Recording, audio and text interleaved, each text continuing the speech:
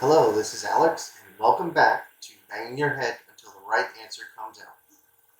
So we've got free RDS on AWS up and running. We've got an EC2 instance. We did a little CLI work, and so we're going to go ahead.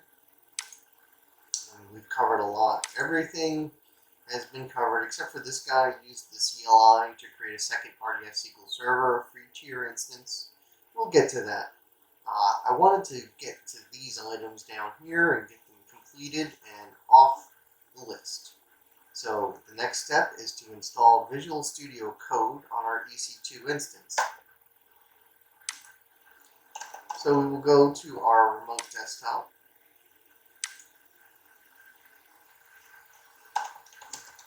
Type in our handy dandy password.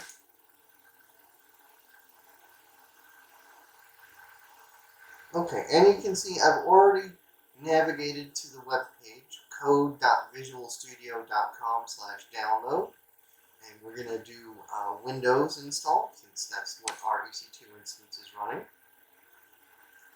And there it goes. The reason why we're doing Visual Studio Code is I've seen it showing up a lot more lately. There we go. Using it with Python, using it with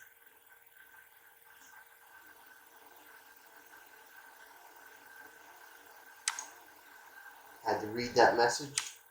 What a weird way to start that off, but okay.